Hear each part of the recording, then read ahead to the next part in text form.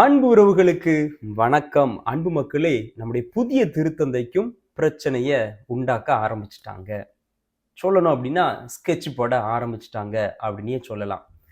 என்னடா ஃபாதர் இந்த வார்த்தையை பயன்படுத்துறாரு அப்படின்னா, உண்மையிலேயே நம்ம வத்திக்கானை மிக நுட்பமாக கவனித்துக் கொண்டிருக்கிற நபர்களுக்கு இது ஏன் நான் அந்த வார்த்தையை பயன்படுத்துறேன் அப்படின்னு உங்களுக்கு தெரிஞ்சிருக்கும்னு நினைக்கிறேன்.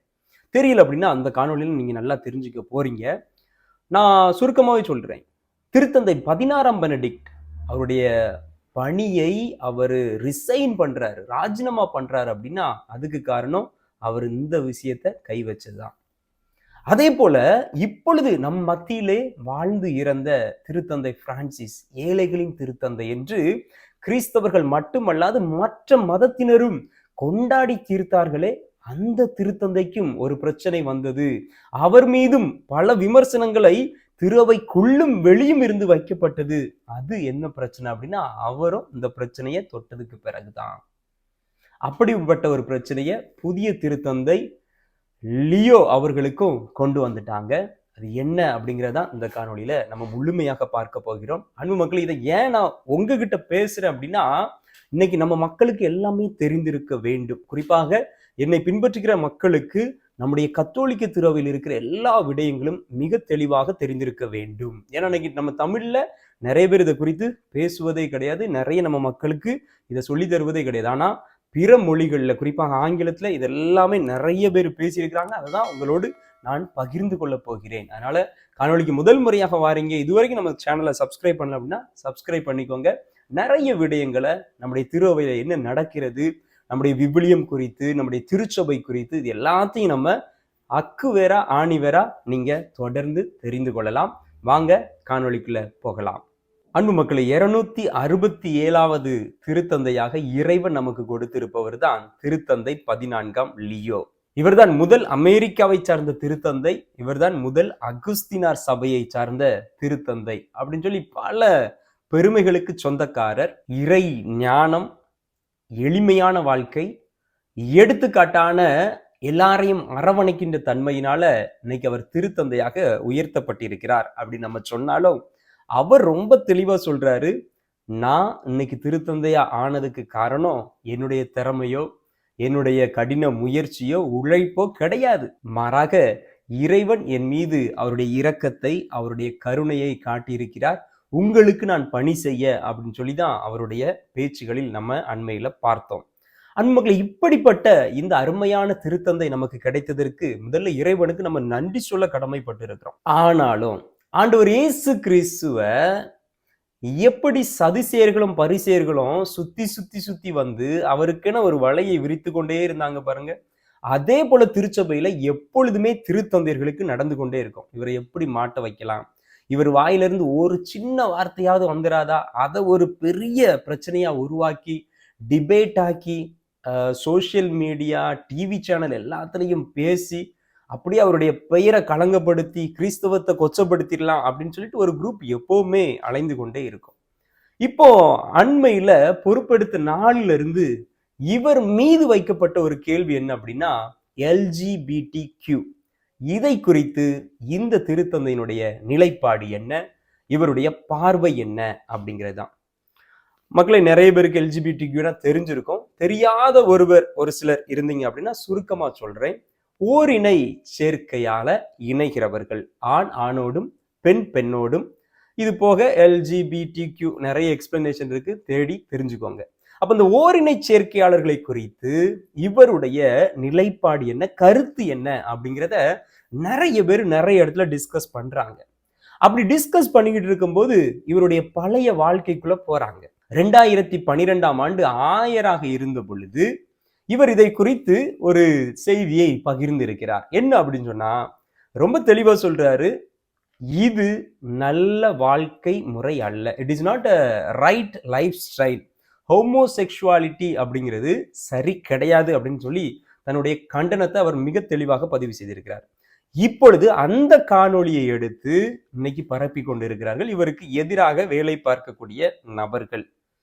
ஆனா 2023ல நம்முடைய முன்னாள் திருத்தந்தை பிரான்சிஸ் அவர்கள் எல்லாரையும் அரவணைக்கணும், திருச்சபை என்பது எல்லாருக்கும் ஆனது, எல்லாரையும் நம்ம அன்பு செய்யணும், அரவணைக்கணும், ஆசீர்வாதம் கொடுக்கணும். கடவுளினுடைய ஆசீர்வாதத்தை தடுக்க நீங்க யாரு அப்படிங்கிறதெல்லாம் சொல்லி அவர் பல விமர்சனத்தை அதுக்கு பிறகுதான் பெற்றாரு. இருந்தாலும் இதற்கு பிறகு, இதை கேட்ட பிறகு, அப்பொழுது இப்ப இருக்கிற திருத்தந்தை அப்பொழுது ஆயராக இருக்கும் பொழுது என்ன செய்தார் அப்படின்னு சொல்லி பார்த்தோம் அப்படின்னா, எஸ், நம்ம எல்லாரையும் அரவணைக்கணும், சர்ச் அப்படிங்கிறது எல்லாரையும் வெல்கம் பண்றது தான் அப்படின்னு சொல்லி தன்னுடைய நிலைப்பாடுல இருந்து கொஞ்சம் மாறி இருக்கிறாரு அப்படிங்கிறத நம்ம பார்க்க முடிகிறது. ஆனா அவர் தெளிவா சொல்றாரு, ஆனா நம்முடைய டாக்ட்ரைன், நம்முடைய திரு அவையினுடைய நிலைப்பாடு என்பது ஒருபோதும் மாறாது அப்படிங்கிறத அவர் அப்போவே சொல்லிட்டார் அப்படிங்கிறதையும் அந்த இன்டர்வியூல நம்ம பார்க்க முடிகிறது. அப்ப 2012 2023 2 வீடியோக்களையும் இன்னைக்கு சமூக வலைத்தளங்கள்ல வைரலா பரப்பி விட்டுக்கிட்டு இருக்கிறாங்க. அன்பு மக்களை, இந்த பின்னணியில தான் ஒரு 2-3 நாட்களுக்கு முன்னாக வத்திக்கான்ல ஒரு சம்பவம் அரங்கேறுது. அது என்ன சம்பவம் அப்படின்னு சொல்லி பாத்தீங்க அப்படின்னா, நம்முடைய திருத்தந்தை அப்படியே கை அசைத்து ஒவ்வொருத்தருக்கும் வணக்கம் சொல்லிட்டு வந்துகிட்டே இருக்கிறாரு, கிரீட் பண்ணிட்டு இருக்கிறாரு. ஆனா அங்க ஒரு கொடி, இந்த போட்டோ காமிக்கிறேன், இந்த கொடியோட ஒரு குரூப் நின்றுகிட்டு இருக்கிறாங்க. இந்த கொடி என்ன கொடி அப்படின்னா எல்ஜிபிடிக்கான கொடி அப்படின்னு நினைச்சு திருத்தந்தை அதை இக்னோர் பண்ணிட்டாரு. நீங்க பாத்தீங்க அப்படின்னா அந்த வீடியோல பயங்கர வைரலான வீடியோ அது.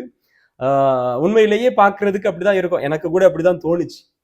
அப்போ இது தெரிஞ்ச உடனே அமெரிக்காவில் இருக்கிற எல்ஜிபிடிக்யூடைய ஒரு கேத்தலிக் குரூப், அந்த கேத்தலிக் குரூப்ல ஒரு ஃபாதர் மார்டின் ஜேம்ஸ் அப்படிங்கிற ஒரு இயேசு சபையை சார்ந்த ஒரு ஜெஸ்விட், அவரெல்லாம் பயங்கரமா இதை குறித்து அது எப்படி போப்பு வந்து எல்ஜிபிடி கேத்தலிக்ஸை வந்து அவரு இக்னோர் பண்ணலாம், அது எப்படி அவர் கண்டும் காணாம போகலாம் அப்படிங்கிறதெல்லாம் கருத்தை தெரிவிக்கிறாங்க.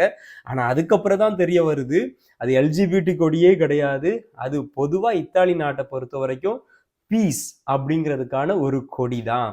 அதனால போப்பாண்டவர் அதை வந்து இக்னோர் பண்ணவும் இல்லை, அது இதுதான் அப்படிங்கிறது அவருக்கு தெரிஞ்சிருக்க வாய்ப்பும் இல்லை அப்படிங்கிறத நம்மளால பார்க்க முடிகிறது. இது அதுக்கப்புறம் தான் வெளியே அந்த உண்மை நிலவரங்கள் வருகிறது.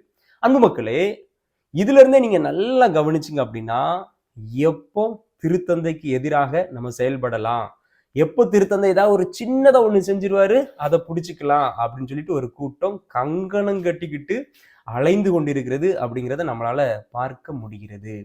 அன்பு மக்களே, இதை தாண்டி திருத்தந்தை அவருடைய நிலைப்பாடை கொஞ்சம் கொஞ்சமா சொல்கிறதாக நான் பார்க்கிறேன். அது என்ன நிலைப்பாடு அப்படின்னு சொல்லி பார்த்தீங்க அப்படின்னா, எல்ஜிபிடிக்யூ குறித்து இதுவரைக்கும் அவர் நேரடியாக எந்த கருத்தையும் தெரிவிக்கல, குறிப்பாக திருத்தந்தையா ஆன பிறகு. ஆனா அவர் கடைசியா மே மாசம் 16ஆம் தேதி, இந்த 16ஆம் தேதி நடந்த அந்த இனாகுரல் அட்ரஸ்ல அவர் சொல்றாரு, ஒரு குடும்பம் அப்படிங்கிறது ஒரு ஆணும் ஒரு பெண்ணும் இணைந்து தான் உருவாக்க முடியும், அப்படிப்பட்ட குடும்பம் தான் சமுதாயத்துல அமைதியையும் ஒற்றுமையும் கொடுக்க முடியும் அப்படின்னு சொல்றாரு. பத்திக்கிட்டு எரிய ஆரம்பிச்சுட்டு உலகம் ஃபுல்லா இருக்கிற ஆட்கள்லாம் இன்னைக்கு சலசலப்பா பேசிக்கிட்டு இருக்கிறாங்க. ஏறக்குறைய ஒரு 4-5 நாளா அந்த டாக்கு யூரோப் மட்டும் கிடையாது, அமெரிக்கா, ஆஸ்திரேலியா எல்லா இடத்துலயும் இன்னைக்கு பரவிட்டு கிடக்கு. நம்ம தமிழ்நாட்டில் அது தெரிய வாய்ப்பு இல்லைன்னு நினைக்கிறேன் நம்ம மக்களுக்கு. ஆனா இதுதான் இன்னைக்கு இங்க கள நிலவரமாக இருக்கிறது.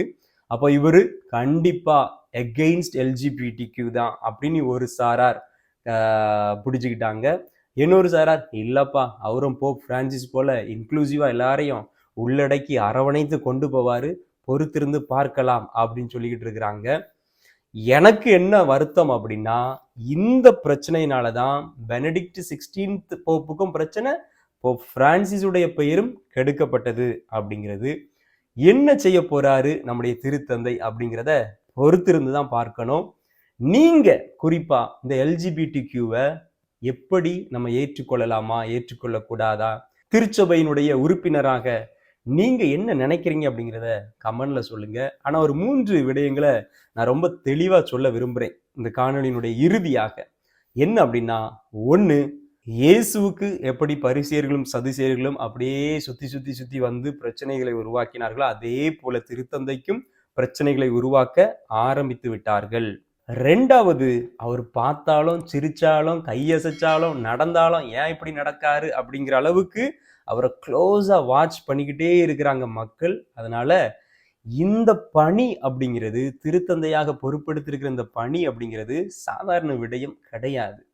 அது சாதாரண விடயம் கிடையாது. நீங்களே பார்த்துருப்பீங்க.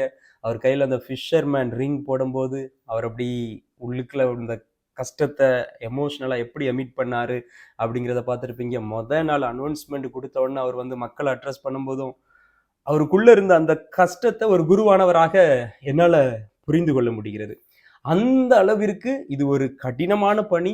கடினமான சிலுவையை தூக்கி கொண்டு நடக்க வேண்டிய ஒரு இடத்துல அவர் இன்னைக்கு இருக்கிறாரு. கண்டிப்பா ஆண்டவர் அவர் வழிநடத்துவார். நமக்கு நம்பிக்கை இருக்குது.